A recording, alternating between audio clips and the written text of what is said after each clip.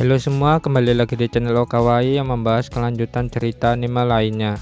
Pada video kali ini membahas Seirei Gensuki Vol 7 Part 1. Seperti biasa, jika kalian suka dengan video ini silahkan subscribe aja. Terima kasih. Setelah menolong Liselotte sangat berterima kasih kepada Ryo. Hiroaki yang berada di sana berkata, "Siapa pria ini?" Liselotte menjawab, "Dia Tuan Haruto yang telah menyelamatkan kami." Hiroaki berkata, "Aku Hiroaki, pahlawan." Ryo berkata, "Aku senang bisa bertemu dengan pahlawan." Kemudian Ryo melihat ke arah Flora dan Roana. Faktanya mereka berdua adalah teman Ryo saat berada di akademi. Flora terus memandang wajah Ryo. Dia sangat yakin bahwa Haruto adalah Ryo, tapi Ryo berpura-pura tidak mengenal Flora. Kemudian Liselotte meminta Hiroaki, Flora dan Roana agar pindah ke gerbong lain. Sedangkan Liselotte akan membawa Ryo setelah Ryo menawarkan diri untuk memperbaiki gerbong kereta yang rusak akibat pertempuran. Salah satu pelayan Liselotte bernama Chloe. Dia sangat yakin bahwa Ryo pernah menginap di penginapan keluarganya. Ryo sempat kaget melihat Chloe karena Ryo sangat yakin bahwa dia sudah memakai tudung agar menyembunyikan wajahnya. Ryo mulai berpikir, wanita ini sangat hebat dalam mengingat, padahal aku cuma 1 hari dan tanpa interaksi dengannya. Aku mungkin bisa memanfaatkan ini agar terhindar dari latar belakang yang mungkin mereka tanyakan kepadaku nanti. Ryo menjawab, "Itu benar, aku pernah menginap di tempat penginapanmu." Chloe yang mendengar hal itu sangat senang. Kemudian Ryo berpikir, untuk saat ini aku harus mendekatkan diri kepada Liselotte agar aku bisa mendapatkan informasi tentang pahlawan yang berada di kerajaan Kalarts. Di sisi lain, Liselotte meninggalkan Ryo dengan Arya saat memperbaiki kereta. Natalie berkata, "Bagaimana Tuan Putri? Apakah Anda mendapatkan sesuatu darinya?" Cosette berkata, "Siapa sebenarnya pemuda yang sangat kuat dan tampan itu?" Liselotte menjawab, "Dia kenalan Chloe." Chloe berkata, "Tidak, dia hanya menginap di penginapanku 1 malam saja, dan besoknya dia pergi." Cosette tidak percaya dan terus mendesak Chloe agar dia memberitahukan tentang Ryo kepadanya. Faktanya, Cosette sudah jatuh hati pada pandangan pertama saat melihat Ryo. Dirasa sudah di luar kendali, Liselotte mulai menyuruh mereka untuk berhenti dan membantu prajurit lain untuk membersihkan sisa-sisa pertempuran. Singkat cerita, kereta berhasil diperbagi oleh Ryo. Liselotte sangat berterima kasih kepada Ryo. Kemudian Ryo membantu Duke Huguenot memindahkan pedang besar milik Minotaur. Ryo dengan mudahnya mengangkat pedang itu dan membuat semuanya heboh dan bersorak. Ryo menjelaskan bahwa itu semua berkat pedang sihirnya yang dapat meningkatkan kekuatan fisik. Hiroaki yang sebelumnya berada di gerbong lain mulai keluar ketika mendengar suara heboh dari prajurit. Hiroaki memamerkan kekuatannya dalam mengangkat pedang besar tersebut. Semua yang ada di sana merasa kagum melihat pahlawan mengangkat pedang tersebut dengan sangat mudah. Hiroaki lakukan itu semua karena sebelumnya Liselotte selalu melihat ke arah Ryo. Ryo mulai memuji pahlawan dan kekuatannya. Liselotte berkata, "Kami akan pergi ke kota Amande. Aku ingin Tuan Haruto menemani perjalanan kami." Ryo menjawab, "Kebetulan aku juga ada bisnis di kota Amande. Kalau begitu kita bisa berangkat bersama." Singkat cerita, mereka hampir sampai di kota Amande. Liselotte berkata, "Tuan Haruto, apakah Anda mau mampir ke tempatku?" Ryo menjawab, "Mohon maaf, tapi aku ada janji saat berada di kota Amande." Liselotte berkata, "Tidak, maafkan aku karena mengundangmu mendadak. Mungkin lain hari Anda bisa datang." Ryo menjawab, "Itu merupakan sebuah kehormatan bagi saya." Kemudian Liselotte menawarkan tempat penginapan atas nama Rika Guild. Ryo menjawab dengan ragu-ragu, tapi pada akhirnya Ryo menerima tawaran itu dan memberitahukan bahwa 2 temannya merupakan wanita yang akan ikut bersamanya. Liselotte menerima permintaan Ryo. Scene berpindah pada Miharu dan yang lainnya. Saat ini mereka semua masih berada di desa Roh. Di siang hari, Latifa, Aki, dan Vera baru sampai di rumah. Mereka bertiga melihat pemandangan yang tak biasa, yaitu Orphea mengenakan seragam sekolah Miharu. Latifa sangat terkejut, begitupun dengan Vera. "Orphea sangat serasi dengan pakaian itu," kata Vera. Latifa berkata, "Aku ingin memakai seragam juga." Miharu menjawab, "Mungkin kegedean kalau dipakai Latifa." Aki berkata, "Kalau begitu pakai punyaku saja." Latifa akhirnya memakai seragam Aki. Orphea dan Latifa sangat cocok mengenakan seragam sekolah. Latifa mempunyai ide yaitu akan menunjukkan seragamnya kepada Ryo. Orpia setuju dengan ide Latifah, tapi Sarah malah menentangnya. Latifah dan Orpia yang tahu tentang Sarah suka dengan Rio mulai mengejeknya. Kalau begitu kita lakukan saja tanpa Sarah. Tiba-tiba Sarah berkata, "Hei, tunggu sebentar, bukan berarti aku menolak ide itu." Miharu yang melihat Sarah hanya bisa tertawa, begitupun dengan Latifah dan Orpia. Kita kembali ke Rio. Rio telah sampai di kota Amande. Liselotte meminta Arya agar menuntunnya menuju ke penginapan yang telah Liselotte pesan. Singkat cerita, Rio dan Arya tiba di penginapan. Rio sangat kagum dengan keindahan yang berada di dalam ruangan yang akan Rio pakai.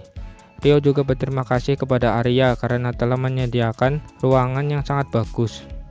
Arya memberitahukan bahwa dia hanya mengikuti perintah dari Tuan Putri Liselotte. "Oh iya, Tuan Haruto tidak perlu membayar. Tuan Haruto bisa memakai sepuasnya," kata Arya. Rio sekali lagi berterima kasih.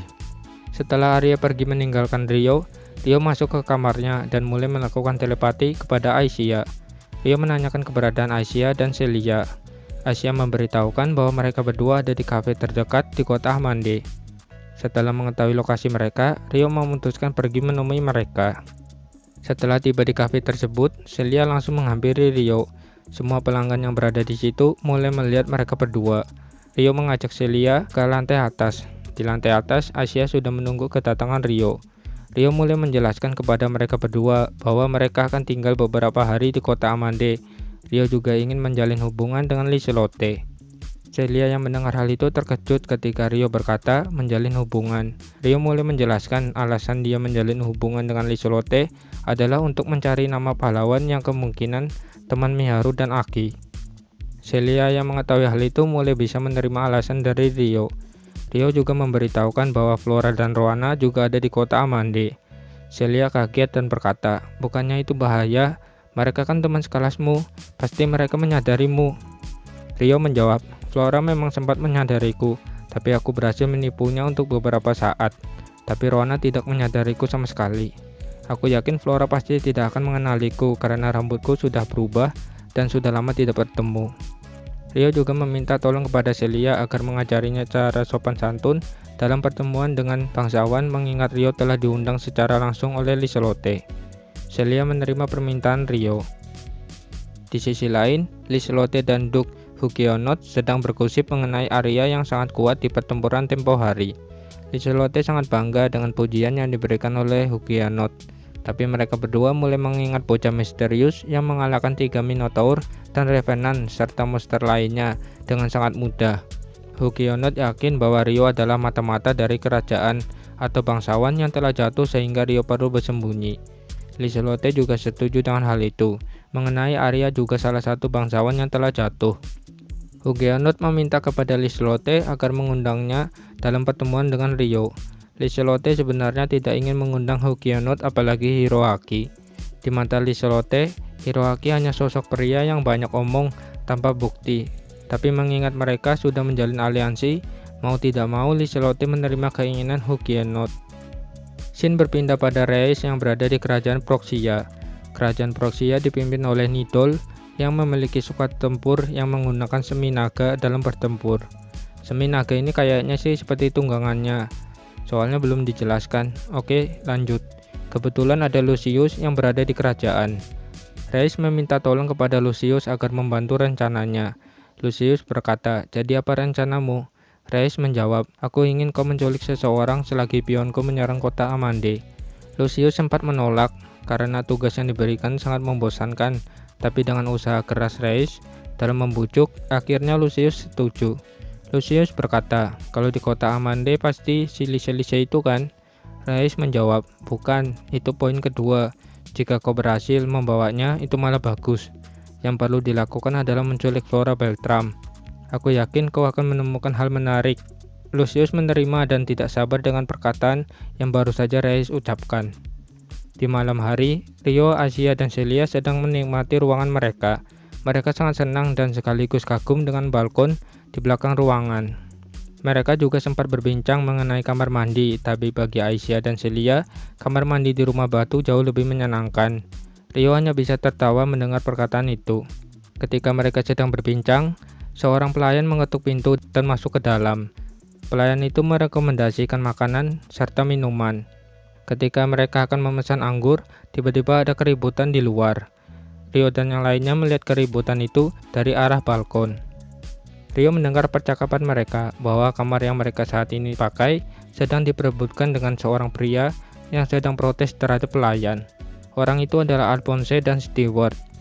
Sebelum kejadian, mereka berdua sedang berdiskusi dengan gadis-gadis pelayan Liselotte yang cantik. Tapi pahlawan Hiroaki memberitahukan bahwa mereka terlihat bodoh karena membiarkan mangsa mereka direbut oleh Rio. Berkat omongan Hiroaki, mereka berdua merasa kesal dan pergi dari pertemuan itu. Alphonse dan Stewart pergi ke diskotik dan berjanji kepada wanita-wanita di sana dengan ruangannya mewah. Saat itulah mereka berdua berdebat dengan pelayan. Alphonse dan Stewart masuk ke ruangan Rio. Mereka berdua dalam keadaan mabuk, kecuali Stewart yang masih memiliki kesadaran. Stewart kaget ketika melihat ruangan itu ada Rio. Rio berkata, "Ada perlu apa?" Alphonse menjawab, "Kami ingin menggunakan ruangan ini." Tiba-tiba Alphonse dan Stewart melihat ke arah Asia dan Celia yang begitu cantik, sehingga Alphonse berusaha mendekati mereka. Rio berdiri di depan Asia dan Celia, lalu membawa mereka keluar. Ketika Rio dan yang lain akan keluar, Alphonse menawarkan pertukaran kepada Rio. "Jika Rio ingin kamar, maka serahkan kedua gadis itu," kata Alphonse. Rio tentu saja menolak tawaran itu. Alphonse yang sudah marah karena diremehkan, kemudian dia langsung memukul Rio. Tapi Rio dengan mudahnya menahan pukulan itu dengan tangannya. Stewart yang sudah sadar mulai menyadari bahwa kelakuan Alphonse dan dirinya sudah di luar batas dan berusaha menenangkan Alphonse. Tapi Alphonse mengabaikan Stewart dan akan menyerang Rio lagi. Rio yang sudah mulai kesal langsung memukul wajah Alphonse dan melemparkannya ke arah Stewart. Mereka berdua terjatuh dan semua orang yang ada di sana melihat ke arah mereka. Pelayan berkata, "Tolong maafkan kami karena tidak bisa menahan mereka." Rio menjawab, "Tidak apa, tolong panggil seseorang yang bisa menghentikan mereka." Oke kan, mungkin segini dulu untuk video kali ini. Jika ada kritik dan saran silahkan tulis di komentar. Sampai jumpa, bye bye.